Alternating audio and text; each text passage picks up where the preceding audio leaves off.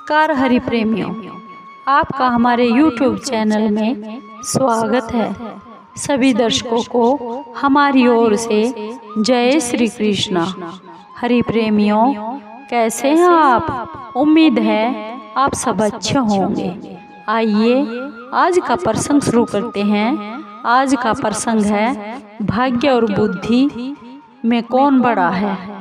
हरि प्रेमियों, उससे पहले अगर आप हमारे चैनल पर नए हैं तो प्लीज़ चैनल को सब्सक्राइब जरूर कर लीजिए और बेल आइकॉन को ज़रूर दबा लीजिए ताकि आप तक हमारे सारे नोटिफिकेशन पहुंचते रहें।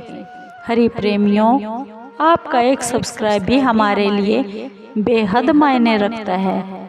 हरि प्रेमियों, आइए जानते हैं भाग्य और बुद्धि में कौन बड़ा है। हरि प्रेमियों, एक समय की बात है, बुद्धि और भाग्य में आपस में बहस हो गई और भाग्य ने गर्व से कहा, मैं बड़ा हूँ। बुद्धि बोली, नहीं नहीं, मैं बड़ी हूँ। बहस बहुत देर तक चलती रही और आगे बढ़ गई। अंत में दोनों ने फैसला किया कि बहस से समस्या हल नहीं हो सकती, इसके लिए कुछ न कुछ करके दिखाना चाहिए। उसी समय उसी खेत में काम करते हुए उन्हें बुद्धि को और भाग्य को एक किसान दिखाई दिया। बुद्धि ने भाग्य से कहा, तुम अगर इसे राजा बना दो तो मैं हार मान लूँगा। भाग्य ने बुद्धि से कहा, ठीक है, मैं इसे अभी राजा बनाता हूँ।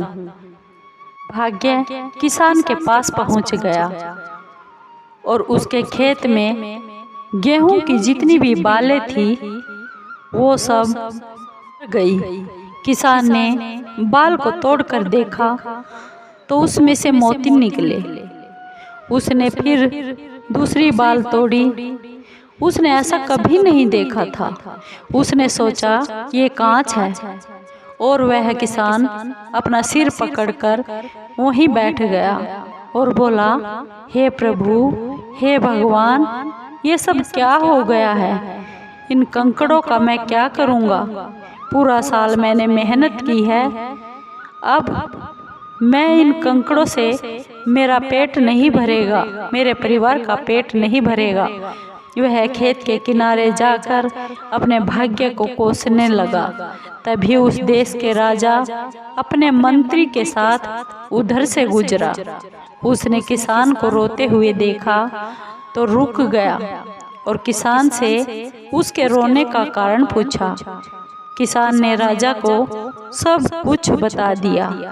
राजा ने जब खेत में जाकर देखा तो बहुत ही आश्चर्य में पड़ गया और उस खेत में देखा कि इसमें तो मोती उग रहे हैं। राजा ने मंत्री का एक और आह्वान यानी मंत्री को बुलाते हुए कहा, क्यों न हम अपनी बेटी राजकुमारी का विवाह इस किसान से कर दे।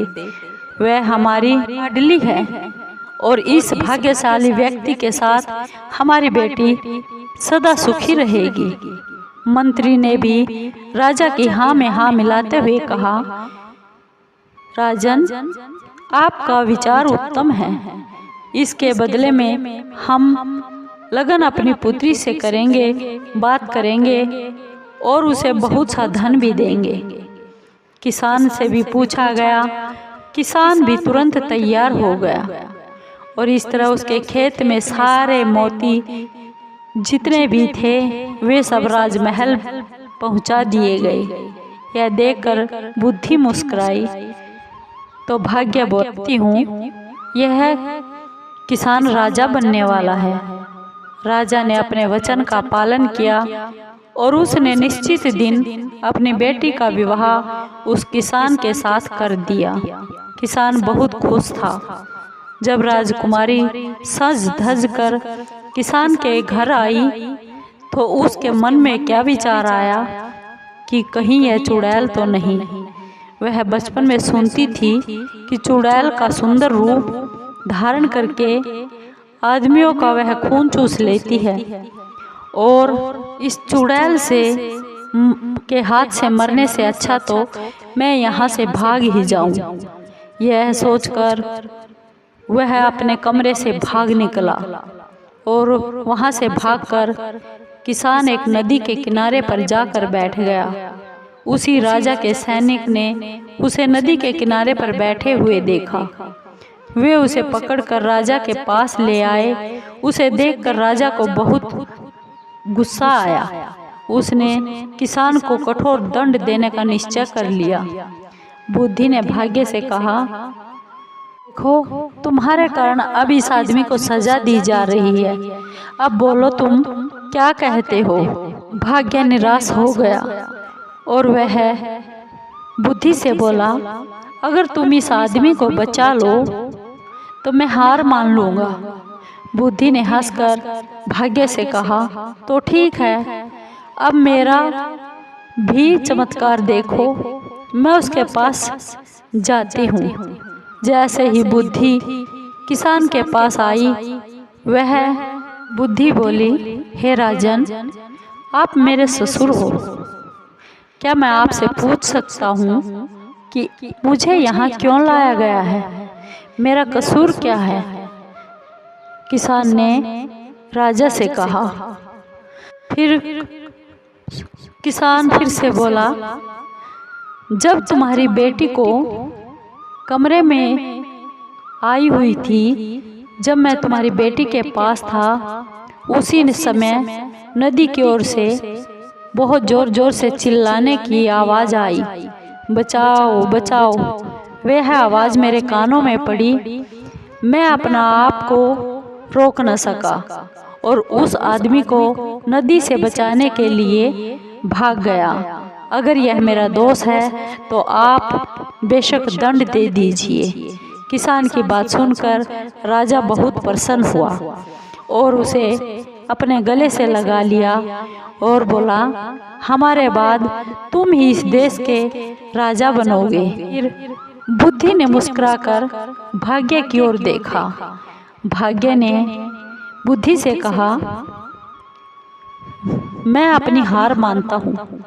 तुम वास्तव में ही मुझसे बड़े हो। और इस तरह भाग्य और बुद्धि का फैसला हो गया। हरि प्रेमियों, आपको ये कहानी कैसी लगी? अगर आपको ये कहानी अच्छी लगी हो तो प्लीज़ लाइक कीजिए, शेयर कीजिए, सब्सक्राइब कीजिए और कमेंट ज़रूर कीजिए। धन्यवाद दोस्तों।